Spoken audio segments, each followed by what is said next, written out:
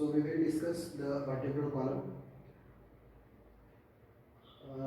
We have previously discussed the individual vertebrae. Now we will discuss the vertebral column as a whole. So there are 7 cervical vertebrae, 12 thoracic vertebrae, 5 lumbar vertebrae, 1 sacrum and 1 coccyx.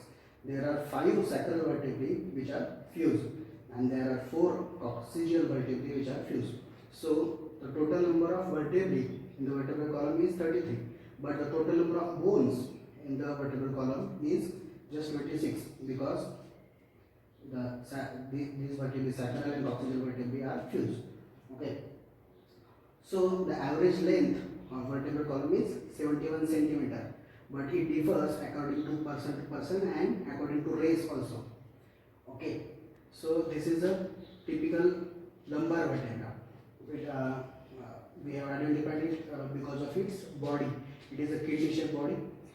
These are the 2 pedicles, these are 2 laminae, these are transverse processes, and this is spinous process. These are the superior articular processes, okay, with the facet. So this is the vertebral foramen of a vertebra, but if we stack many vertebrae like this, so vertebral foramens of this vertebrae will make a vertebral canal. Vertebral canal is also called as spinal canal, which is not to be confused with neural canal or central canal, which is a cavity inside the spinal cord. Okay. Now the curvatures of the vertebral column. So there are 4 curvatures of the vertebral column. These are cervical, thoracic, lumbar and sacral. But we will divide it into primary curvatures and secondary curvatures. Okay. So primary curvatures means those which are present at the birth only. So these are thoracic curvature and sacral curvature. Okay. So these curvatures, these are primary, means they are present at the birth, and these are having concavity forwards and convexity backwards. Thoracic and sacral. Okay, these are primary curvatures of the vertebral column. Now secondary curvatures are not present at the birth. They develop after certain ages. Okay, like cervical lordosis. The backward concavity or forward convexity is called as lordosis. So cervical lordosis develops when he has control over the neck. Okay. So when he can actively lift the neck and can hold the neck. So then the cervical lordosis develops. But when the baby starts to walk, or when he comes on the foot, lumbar lordosis is developed.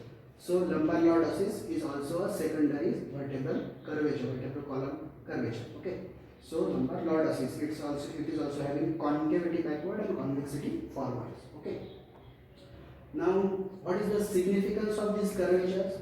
The curvature significance is the shock absorbing mechanism and also maintain the balance in the intervertebral joints. In joints between the 2 vertebrae are present between the body also. These are the body also, and the arch also. So specifically the superior and inferior articular processes between the 2 superior and inferior articular processes. Okay. So the intervertebral disc is fibrocartilaginous, which is present between the 2 vertebral body. So this is a fibrocartilaginous joint, which is a secondary cartilaginous joint. Okay. And the joint present between the inferior and superior articular processes of successive vertebrae is synovial type of joint. Okay, plain synovial type of joint, which allows gliding movements. Okay. So there are actually 3 joints present between the 2 vertebrae. One between the vertebral bodies and 2 on each side between the superior and inferior articular processes of successive vertebrae. Okay. So these are the joints. The ligament present between the surrounding the joints are the joint present between the 2 vertebral bodies or intervertebral disc. The ligaments are anterior and posterior longitudinal ligament. Anterior longitudinal ligament will be present here, and posterior longitudinal ligament will be present here, which is inside the vertebral canal. Okay. So these are the two ligaments for this joint and for this joint, zygapophyseal joint. So this is synovial joint. The ligaments are the ligamentum flavum. So we will see it here in this diagram. Okay.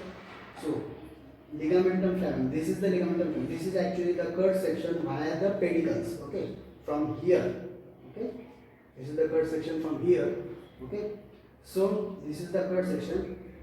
We see these are the section pedicles, and we are seeing the vertebral column anteriorly, not posteriorly. So these are the laminae, and these are the ligamentum flavum. Okay. These are the section pedicles, and these are the transfer processes.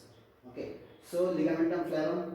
Then second ligament is supraspinous ligament. This is present supraspinous means spinous processes के ऊपर है, ठीक है. And interspinous ligament is present between the two spinous processes. Okay, this is anterior side, this is posterior side. These are spinous processes. These are section dotted means section है वो, ठीक है. So these are interspinous ligament. This is interspinous ligament. This is supraspinous ligament, which is joining the tip of the spinous processes of the vertebrae. Okay. So ligamentum flavum, supraspinous, interspinous, and intertransverse ligament also. This is not shown in this diagram. Intertransverse ligament should be present here. Okay. Which movement takes place in vertebral column? Rotation, flexion, extension. Okay. So rotation. Actually, all this movement takes place in all the parts of the vertebral column: cervical, thoracic, and lumbar also. Okay, not in sacrum or coccyx. Okay, so lumbar, thoracic, and cervical parts में ये movements होती है. Rotation, also flexion and extension, but majority of the rotation takes place in the thoracic part. The part of the vertebral column is not as much flexible for the flexion and extension movements, but it is more flexible for the rotatory movements. Okay. Flexion and extension, both lateral flexion also and anterior flexion also, both lateral extension also and posterior extension also. Okay, so this is flexion, this is extension, anterior and posterior. वैसे ऐसे laterally भी होगा flexion extension. So that this movement takes place in all the parts, cervical, thoracic, and lumbar, but majority takes place in the lumbar region. Okay. Movements in the lumbar region are limited. Okay. Now we will see the clinical aspects. Okay. So first condition is a sacralization of lumbar vertebra. Sacralization of lumbar vertebra means the lumbar vertebra is fused with the sacrum. Okay. This is sacral promontory and this is lumbar vertebra. Where if the lumbar vertebra is fused with the sacrum, then it is called as sacralization of lumbar vertebra.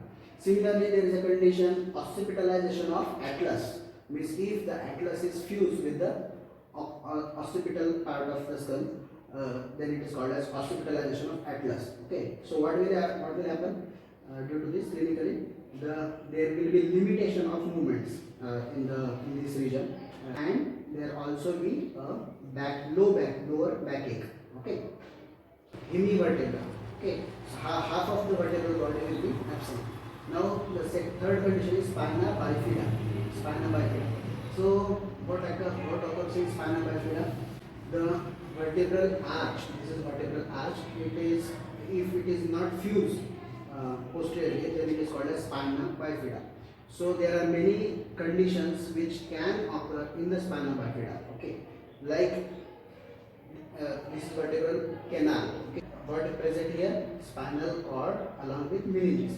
So if in the spina bifida there is a gap here, and if the meninges protrude out, okay, so this is called as meningocy. Okay, if the spinal cord also comes out with the meninges, then it is called as meningomyelocele. Myelon means spinal cord. Okay, so if the central canal, now see, central canal is the cavity present inside the spinal cord. If that cavity, central canal, is also protruding via the gap, then it is called as syringomyelocele. Syringo means syringe, जैसे हम बोलते हैं.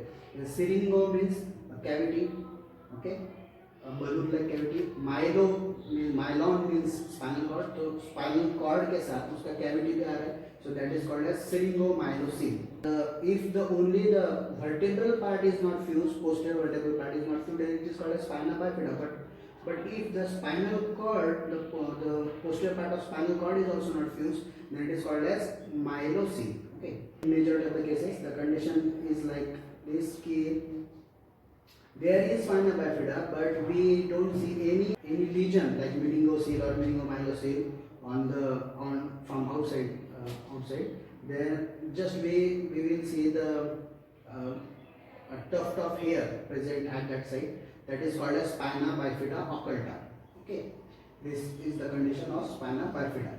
Then we will see the spondylolisthesis. This is nothing but the slippage of the vertebra over the lower vertebra. Mostly occur in the lumbar segments. Spondylolisthesis. If the superior and inferior articular processes are not properly articulated here, then the vertebra may slip forward. The lumbar vertebra may slip forward. This is called as spondylolisthesis. I am not talking about the intervertebral. Intervertebral disc slippage is different condition. Okay, that is called as disc prolapse. Okay, this is spondylolisthesis. What will occur in spondylolisthesis? These are the intervertebral foramen. This is intervertebral foramen. So from here, what comes? Spinal nerves. So if this vertebra slips forward, then this intervertebral foramen will be compressed. Okay. So the nerves coming through, spinal nerves coming through this will be compressed. So mostly it occurs in the lumbar region. So lumbar plexus will be affected. So the nerve arising from that lumbar plexus is sciatic nerve. Okay. So sciatic nerve will be compressed and it will cause sciatica, the referred pain along the distribution of sciatic nerve. Okay. And also it will cause lower backache. Now fracture or dislocation of the vertebra will lead to cauda equina syndrome. Cauda equina means that it is present here in this part. Okay, the tail-like structure, horse tail-like structure here present. Okay, so the cauda equina, what type of lesion it is? Cauda equina syndrome. It is a lower motor neuron lesion. Okay, so lower motor so it will cause flaccid paraplegia. Paraplegia means only lower limbs will be affected, and flaccid means tone will be gone. Means it is a lower motor neuron lesion. Okay, there will also be a sphincter disturbances. यहाँ पे bladder रहेगा, so वो settle S2, S3, S4. These nerves are parasympathetic nerves supplying the bladder. So that will be affected in cauda equina syndrome. So sphincter disturbances in urine and feces also. Okay, and there is saddle shape of analgesia. Okay, in cauda equina syndrome. Now disc prolapse. We have seen the spondylolisthesis. Now we will see the disc prolapse. This is the intervertebral disc. Disc prolapse mostly occur in posterolateral side. Okay, if the present is here posterior, this is posterior side and posterolateral side here. Okay, so most common posterolateral and most commonly occur in the lower lumbar vertebrae and also in the lower cervical vertebrae. Most commonly in the lower lumbar, and then second most common is lower cervical vertebrae. Okay. There is a sudden pain, excruciating pain in the back. Okay, this is disc prolapse. Now we will see scoliosis. Scoliosis means it is S. Scoliosis. So this is here. These are the two limbs, upper limb and lower limb. Scoliosis means the sidewise flexion of the vertebral column. Okay, this is called as scoliosis. Okay, clinically we will see the spinous processes which we can palpate on the back are not in one line. These are S shape. Okay, and then kyphosis. Okay, this is anterior side, this is posterior side, this is the person standing. Okay, so this is kyphosis. Kyphosis means forward flexion. Okay, so this is thoracic kyphosis means forward flexion. This thoracic kyphosis is normal, okay, but if it happen in more degree, then it is called as then it is pathological, okay. So there may be kyphosis. Lordosis. Normal lordosis is present in lumbar region and also in cervical region. So this is lumbar lordosis.